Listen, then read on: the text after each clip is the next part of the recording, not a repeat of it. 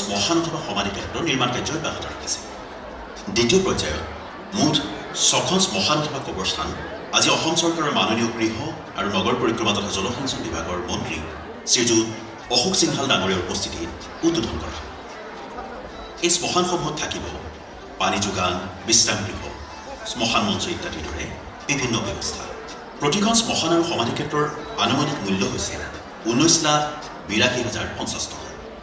মুঠ 6খন শ্মশানৰ কবৰস্থানৰ মুঠ খৰচৰ পৰিমাণ হ'ল 1,18,92,300 টকা।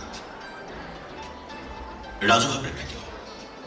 চহৰখনৰ ৰাজহুৱা প্ৰেক্ষাগৃহৰ প্ৰয়োজনীয়তা পূৰণ কৰিবলৈ গুৱাহাটী পৌৰ নিগমে পঞ্চদশ বিত্ত আয়োগৰ পুঁজিৰ অধীনত চহৰখনৰ বিভিন্ন স্থানত ৰাজহুৱা প্ৰেক্ষাগৃহ নিৰ্মাণ কৰি আহিছে।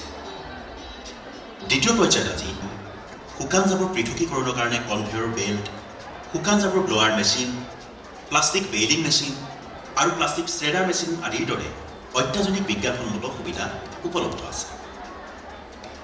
এই স্বচ্ছ কেন্দ্ৰত প্ৰতিদিনে 5 টন জাবৰ নিষ্কাশন কৰাৰ ক্ষমতা আছে আৰু যাক ভৱিষ্যতলৈ 10 টনলৈ বৰ্ধিত কৰিব পৰাৰ ব্যৱস্থা আছে। এই স্বচ্ছ কেন্দ্ৰৰ নিৰ্মাণত HDFC বেংকে সামাজিক দায়বদ্ধতা আঁচনিৰ অধীনত অনুদান আগবঢ়াইছে আৰু চেণ্টাৰ ফৰ এনভাইৰনমেণ্ট এডুকেশ্যনে গুৱাহাটী পৌৰ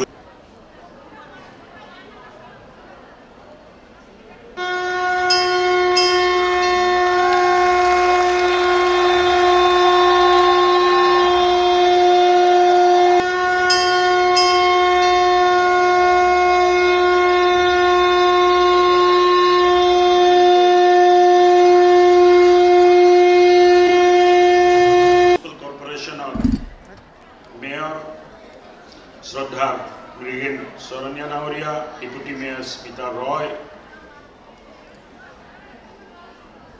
कमिश्नर सेक्रेटरी डहुआ कविता पद्मनाभन, कमिश्नर GMC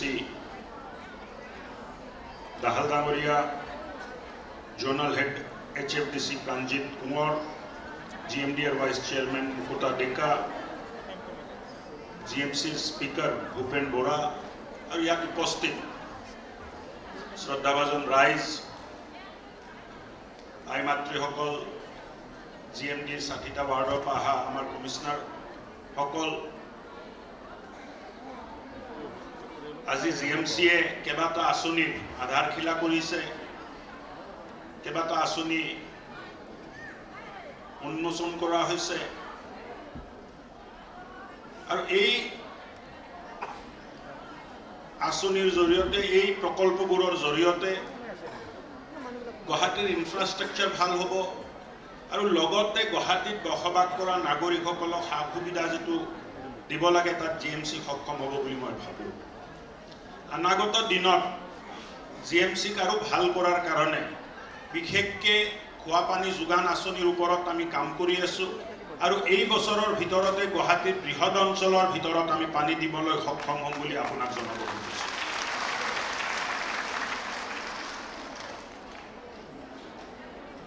জল বোৰ্ডৰ বিভাগৰ কমিশনাৰ সেক্ৰেটাৰী কবিতা পদ্মনাভন বাইদেউ, গুৱাহাটী পৌৰ নিগমৰ আয়ুক্ত মেঘদি দাহাল ডাঙৰীয়া, SDFCৰ ৰিজনেল আমাৰ অফিচাৰ কুমাৰ ডাঙৰীয়া, প্ৰমুখ্য আমাৰ গুৱাহাটী পৌৰ নিগমৰ সমূহ পাৰিষদসকল, আমাৰ বিষয়া কৰ্মচাৰীসকল, শ্ৰদ্ধাৰ আজিৰ এই সভাত উপস্থিত শ্ৰদ্ধাৰ ৰাইজ তথা আই মাতৃসকল, জয় জয়দেৱসকলে আজিৰ এই সভাত উপস্থিত থাকি আমাৰ এই সভাখন সফলমণ্ডিত কৰাৰ বাবে আমি মাননীয় মন্ত্ৰী অশোক সিংহ ডাঙৰীয়াক অশেষ ধন্যবাদ আৰু কৃতজ্ঞতা জ্ঞাপন কৰিছোঁ।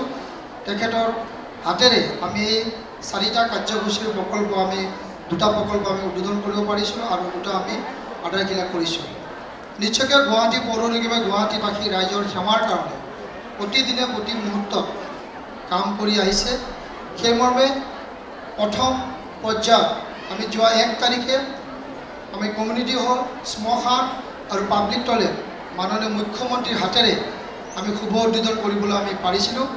দ্বিতীয় পৰ্যায়ত আমি প্ৰায় 9টাকৈ সভাগৃহ, 6টাকৈ শ্মশান আৰু 17টাকৈ আমি পাব্লিক টয়লেট আমি আজি মাননীয় মন্ত্ৰী অশোক সিংহ ডাঙৰীয়াৰ হাতেৰে আমি শুভ উদ্বোধন কৰিব পাৰিছোঁ।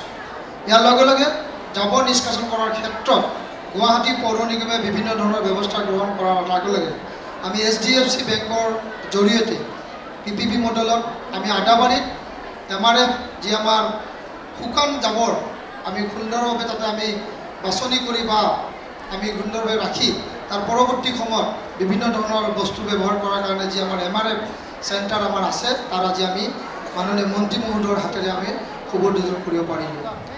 দ্বিতীয়তে আমি জানো যে জাবৰ নিষ্কাশন কৰাৰ ক্ষেত্ৰত আমাৰ ট্ৰেন্সফাৰ ষ্টেচন অতিকৈ জৰুৰী আছে। গুৱাহাটীবাসী ৰাইজৰ ঘৰৰ যি জাবৰ আমাৰ NGOৰ জৰিয়তে আমি আনিব পাৰোঁ, আনি পেলাই আমি বৰাগাঁও বা আমাৰ বেলতললৈকে লৈ যোৱাৰ আগতে তাক আমি সুন্দৰভাৱে পৃথকীকৰণ কৰাই হওক বা ছেগ্ৰিগেশ্যন কৰি আমি আনিব পাৰোঁ, আনি পেলাই আমি বৰাগাঁও বা আমাৰ বেলতললৈকে লৈ যোৱাৰ আগতে তাক গুৱাহাটী পৌৰ নিগমে গুৱাহাটীবাসী ৰাইজৰ সেৱাত প্ৰতিটো দিনে প্ৰতিটো মুহূৰ্তত কাম কৰি আছে। সেই মৰ্মে আজি আমি দ্বিতীয় পৰ্যায়ত আমাৰ যি 9টাকৈ সভাগৃহ আৰু 17টাকৈ আমি ৰাজহুৱা শৌচালয় আৰু 6টাকৈ আমাৰ শ্মশান কবৰস্থান আমি আজি মাননীয় মন্ত্ৰী অশোক সিংহল ডাঙৰীয়াৰ হাতেৰে আমি আজি শুভ উদ্বোধন কৰিলোঁ। এইকেইটাৰে আমাৰ বিভিন্ন ধৰণৰ যি আমাৰ কমিউনিটি হল বনাইছোঁ, য'ত যি অঞ্চলত আমি বনাইছোঁ বা যি ঠাইত আমি বনাইছোঁ তেওঁলোকে এইটো ব্যৱহাৰ কৰি তাৰ পৰা সেই অনুষ্ঠানটো চলিবলৈ সক্ষম হ'ব। ইয়ালৈকে ৰাজহুৱা শৌচালয় আমাৰ গুৱাহাটীত অতিকৈ আৱশ্যকতা আছিলে। বিভিন্ন ধৰণৰ স্বেচ্ছাসেৱী সংগঠনে বনাই থকা স্বত্তেও আমি তেওঁলোকৰ কোনো এটা ভিজুৱলি পোৱা নাছিলোঁ। কিন্তু আমি গুৱাহাটী পৌৰ নিগমৰ দ্বাৰা আমি 100টাত পাব্লিক টয়লেট বনোৱাৰ কাৰণে প্ৰথম পৰ্যায়ত আমি 60টা ৱাৰ্ডত 60টা যি টয়লেট আমি বনাবলৈ আমি আগভাগ লৈছোঁ। আমি যোৱা 1 তাৰিখে মাননীয় মুখ্যমন্ত্ৰী ডাঙৰীয়াই প্ৰায় 24টা আমাৰ এনেধৰণৰ শৌচালয় কিন্তু মুকলি কৰিছে। আজি আমাৰ 17টা মাননীয় মন্ত্ৰী মহোদয়ে আমাৰ অশোক সিংহল ডাঙৰীয়াই এইটো উদ্বোধন কৰিছে। ইয়াৰ লগে লগে আমি যোৱাবাৰে আমি প্ৰায় 17টা কবৰস্থান শ্মশান আমি উদ্বোধন কৰিবলৈ সক্ষম হ'লোঁ। আজি দ্বিতীয় পৰ্যায়ত আমি প্ৰায় 6টাকৈ শ্মশান কবৰস্থান আমি উদ্বোধন কৰিব পাৰিছোঁ। ইয়াৰ লগে লগে আমাৰ যি আমাৰ আদাবাৰী আমাৰ যিটো আমাৰ মাটি আছে বাছ ষ্টেণ্ডৰ পিছত তাতে আমি MRF মেটেৰিয়েল ৰিলিফ আমাৰ ফেচিলিটিত আমাৰ যিবিলাক প্লাষ্টিক জাতীয় বস্তু, কাগজ জাতীয় বস্তু, বিভিন্ন ধৰণৰ শুকান জাবৰখিনি আমি পৃথকীকৰণ কৰি তাতে আমি গৈ বিভিন্ন ধৰণৰ আমাৰ পিছৰ পৰ্যায়ত বিভিন্ন ধৰণৰ বস্তু নিৰ্মাণ কৰাৰ ক্ষেত্ৰত এই MRFে আমাৰ সহায় কৰিব। এইখিনি বস্তু মেটেৰিয়েলখিনি তেওঁলোকে লৈ গৈ পেলাই বিভিন্ন ধৰণৰ বস্তু কৰিব। এনেধৰণৰ কৰিলে আমাৰ জাবৰ নিষ্কাশন কৰাৰ ক্ষেত্ৰত আমি বহুখিনি আমি আগবাঢ়ি যাম। ইয়াৰ লগে লগে আমি জাবৰ ট্ৰেন্সফাৰ ষ্টেচন যিবিলাক আমি ঘৰৰ পৰা লৈ আহি আমি ডাঙৰ গাড়ী লৈ যাব লাগে। এইবাৰ আমি আগতে আমি যেনেকৈ আমি ফাঁচী বজাৰ অঞ্চলত যিটো আমি ট্ৰেন্সফাৰ ষ্টেচন বনাই আছোঁ আৰু আমি আদাবাৰীটো আমি এটা ট্ৰেন্সফাৰ ষ্টেচন বনাই আছোঁ। তৃতীয়টো আমি এইবাৰ আমি পুৰবী ডায়েৰীৰ লগতে যি আমাৰ মাটি আছে তাতে আমি ট্ৰেন্সফাৰ ষ্টেচন বনাবলৈ আমি আগভাগ লৈছোঁ। ইয়াতে মানুহৰ ঘৰৰ পৰা জাবৰখিনি আহিব, তাতে ছেগ্ৰিগেশ্যন হ'ব, তাতে ট্ৰিটমেণ্ট কৰিয়ে যিখিনি আমাৰ জাবৰ শুকান জাবৰ আৰু ভিজা জাবৰ লৈ পেলাই ভিজা জাবৰখিনি আমি লৈ যাম আমাৰ বেলতলত যিটো আমাৰ ট্ৰিটমেণ্ট প্লান আৰম্ভ হ'ব আৰু শুকান জাবৰখিনি আমাৰ MRF য'ত আমি আদাবাৰী আজি উদ্বোধন কৰিলোঁ তাতে আমাৰলৈকে যাব। তো এনেধৰণৰ জাবৰ নিষ্কাশন কৰাৰ ক্ষেত্ৰত আমি ব্যৱস্থা গ্ৰহণ কৰিছোঁ। ইয়াৰ লগে লগে 45টা ঠাইত আমি 45টা নতুনকৈ আমি বাছ ষ্টপেজ আধুনিক বাছ ষ্টপেজেৰে আমি এইটো নিৰ্মাণ কৰিব আমি চেষ্টা গ্ৰহণ কৰিছোঁ। ইতিমধ্যে আমাৰ ইয়াৰ কাম আজিৰ পৰা আমাৰ আৰম্ভ হ'ব আৰু ইয়াতে আমাৰ বিভিন্ন ধৰণৰ মোবাইল চাৰ্জাৰে হওক বা আমাৰ CCTV হওক যদি আমি পাৰোঁ আগৰ দিনত মানে অহা দিনত আমি তাতে এটা শৌচালয় বা আমি তেনেধৰণে আমাৰ ইউৰিনেল দিয়াৰ ব্যৱস্থা আমি কৰাৰ কাৰণে আমি চিন্তা চৰ্চা কৰি আছোঁ যেন বাছ যাত্ৰীসকলৰ যেন এইখিনি ব্যৱহাৰ আমাৰ হয়। আৰু ইয়াৰ লগে লগে মহিলাসকলৰ কাৰণে আমি কিছু বাছ ষ্টপেজ বনোৱাৰ কাৰণে আমি পিংক বাছ ষ্টপেজ বুলি আমি সেইটো আমি চিন্তা চৰ্চা কৰিছোঁ। আগন্তুক দিনত সেইখিনি আমি ব্যৱস্থা কৰাৰ কাৰণে আমি চিন্তা চৰ্চা কৰিম। ইয়াৰ লগে লগে আমি আগন্তুক দিনৰ কাৰণে আমি প্ৰায় 1000 ৰাস্তা গুৱাহাটীৰ আমি পৌৰ নিগমৰ দ্বাৰা আমি নিৰ্মাণ কৰি আছোঁ। পাব্লিক টয়লেট আমি কৰিলোঁ। তো বিভিন্ন ধৰণৰ আমি ব্যৱস্থাৰে এইখিনি কাম কৰিছোঁ। আজি আমি এইখিনি আমি মাননীয় মন্ত্ৰীৰ হাতেৰে আমি শুভ আৰম্ভ কৰিছোঁ। খোৱা পানীৰ ক্ষেত্ৰত আমাৰ জাইকাৰ যোগেদি যিখিনি আমাৰ প্ৰকল্প ইতিমধ্যে প্ৰায় 12টা 13টা আমি প্ৰায় আমাৰ 15,000 আমাৰ হোল্ডিঙে মানে গৃহস্থই পাবলৈ সক্ষম হৈছে। আগন্তুক দিনত আৰু অধিক পাবলৈ সক্ষম হ'ব। আৰু জাইকা প্ৰজেক্টটো আমাৰ জাইকাৰ যি আমাৰ বিষয়ববীয়া আছে বা আমাৰ জল বোৰ্ডৰ যি বিষয়ববীয়া আছে আমি আলোচনা কৰি আমি ছেপ্টেম্বৰ অক্টোবৰৰ ভিতৰত আমি জাইকাৰ পানীখিনি সকলোৱে যেন পায় তাৰ কাৰণে আমি ব্যৱস্থা উদ্বোধন কৰিলোঁ। এইটো আমি টেণ্ডাৰ যোগেদি এইটো পৰিচালনা কৰাৰ ক্ষেত্ৰত আমি ব্যৱস্থা গ্ৰহণ আমি কৰিম। কাৰণ তাতে যদি টেণ্ডাৰ নহয়, যদি আমি খুব ভালকৈ যদি মেইনটেইন নহয় এই বস্তু নাথাকে। কাৰণ তাতে এটা বৰিঙৰ ব্যৱস্থা আছে, পানীৰ ব্যৱস্থা আছে। তো নিশ্চয়কৈ সেইখিনি কাৰণে আমি এটা টেণ্ডাৰ যোগে দিছোঁ। ভাল ভাল যি আমাৰ সকলে সুলভ বুলি এটা NGO আছে আৰু বিভিন্ন ধৰণৰ NGO আছে বা বহুতো ব্যক্তিগত মানুহ আছে, তেওঁলোকেও এইটো শৌচালয়সমূহ পৰিচালনা কৰিব পাৰিব। আজি এটা প্ৰকল্পত আমি প্ৰায় 19,82,000 কৰি আমি ধৰিছোঁ। আমাৰ এইটো এটা মানে মডেল টয়লেট, সব টয়লেটে মডেল টয়লেট আছে। ক'ৰবাত জেগাৰ অসুবিধা হৈছে তো অলপ বেলেগ হ'ব পাৰে, কিন্তু আমাৰ মেক্সিমামে মডেল টয়লেট আছে। তো এনেকৈ যদি আজি 17টা ধৰিছোঁ, 17টা আমি প্ৰায় 3 কোটিতকৈ অধিক, আমি 3,40,00,000তকৈ অধিক আমাৰ এইটো ব্যৱস্থা আজিৰ কাৰণে কৰিছোঁ। আৰু পাব্লিক আমাৰ যি ৰাজহুৱা শৌচালয় আমাৰ ৰাজহুৱা আমাৰ সভাগৃহ আছে, তাৰ 9টা গ'লে প্ৰায় 1,80,00,000 টকা তাতে আমাৰ পৰিব লাগে। আৰু আমাৰ যি শ্মশান আছে, শ্মশানতো প্ৰায় 1,20,00,000 টকা। টোটেল আমাৰ 7,08 কোটি টকা আমাৰ শ্মশান অৱস্থানখিনিলৈকে আহিছে। আৰু বাছ ষ্টেপেজৰ প্ৰায় আমাৰ 2 কোটি 3 কোটি টকা পৰিব। আৰু আমাৰ যিটো ট্ৰেন্সফাৰ ষ্টেচন আছে, সেইটো আমাৰ 9 কোটি টকাৰ বাজেট আছে।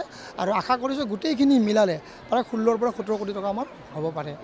পানীটো পায়ে আছে। জাইকাৰ প্ৰজেক্ট, জাইকাৰটো সময়সীমা আৰু ওচৰত আছে, তথাপিও ছেপ্টেম্বৰ অক্টোবৰলৈকে আমি ধৰিছোঁ। আমি আশা কৰিছোঁ ছেপ্টেম্বৰ অক্টোবৰলৈকে সম্পূৰ্ণ যি তেওঁলোকৰ যি টাৰ্গেট আছিল 100 কেইহাজাৰ আছিল, তেওঁলোকৰ যিটো আছিলে সেইখিনিলৈকে তেওঁলোকে দিবলৈ সক্ষম হ'ব। তাকে ইতিমধ্যে কাম আৰম্ভ হৈছে। আৰু 2-এটা ঠাইত যদি কৰাটো হ'লে আপোনাৰ ধৰক বীৰবাৰী অঞ্চলৰ পৰা গুচি গ'ল, আপোনাৰ পাণবজাৰ অঞ্চলৰ পৰা পালে, আৰু আপোনাৰ লালগণেশৰ পৰা পালে, আৰু যদি দিছপুৰ অঞ্চলৰ পৰা পাই যায়, মানে আপোনাৰ দিছপুৰৰ মানে আপোনাৰ ৰাইট ছাইডৰ পৰা যিখিনি আমাৰ মছজিদ আছে, হেৰি আছে, সেইখিনি জেগা আমাৰ 41 নম্বৰ ৱাৰ্ড, 42 ৱাৰ্ড, 43 ৱাৰ্ড, সেইখিনি পাবলৈ সক্ষম হ'লে জাইকাৰ প্ৰজেক্ট সম্পূৰ্ণ হ'ব। কিন্তু জাইকাৰ যিসকলে ঠিকাদাৰে কৰিছে তেওঁলোকে কৰিব লাগিব, এইটো কৰাটো কৰি আছে। বহুতো ৰাস্তা খান্দাৰ কাৰণে আমাৰ কিছু ৰাস্তা কৰাৰ কাৰণে এতিয়াও বাকী আছে, এইখিনি ৰাস্তা তেওঁলোকে কৰিব লাগিব। 5 কোটিৰ আধাখিলা এতিয়া আৰম্ভ হৈছে। আমি আশা কৰিছোঁ অহা 2 মাহৰ ভিতৰত, 2 মাহ 3 মাহৰ ভিতৰত গোটেইখিনি ৰাস্তা বা 1000 ৰাস্তা বনাব পাৰিব। নহয়, আমি আৰম্ভ হৈছে এতিয়া আমাৰ কাম আৰম্ভ হৈছে। কটাৰ মূৰত দিয়াই নাই এতিয়ালৈ, ইলেকশ্যন কেতিয়া হ'ব আমি নাজানো, কিন্তু আমাৰ কাম আৰম্ভ হৈ গৈছে। আৰু এই আৰম্ভ হোৱা কামটো কট অফ কণ্ডাক্ট থাকিলেও কোনো ধৰণৰ অসুবিধা নাহিব, গোটেইখিনি কাম সম্পূৰ্ণ হ'ব। ৰাস্তা কামটো আৰু ইতিমধ্যে আমি 400 পৰা 500 ৰাস্তা বনাবলৈ আমি সক্ষম হ'লোঁ। আগন্তুক আৰু 500 পৰা 600 ৰাস্তা আমি বনাবলৈ সক্ষম হ'ম। আমাৰ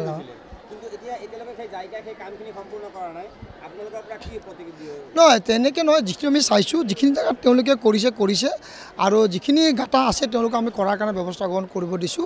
আৰু সকলো ঠিকাদাৰকে তেওঁলোকে নিৰ্দেশ দিয়ে, CMও নিৰ্দেশ দিছে, তেওঁলোকক অনতিপলমে এইখিনি কৰাৰ কাৰণে ব্যৱস্থা গ্ৰহণ কৰিব। যদি ক'ৰবাত তেনেকৈ আমাৰ চকুত পৰে তো নিশ্চয়কৈ তেওঁলোকৰ ওপৰত আমি বিহিত ব্যৱস্থা আমি গ্ৰহণ কৰাৰ কাৰণে জাইকা কৰ্তৃপক্ষক আমি জনাম।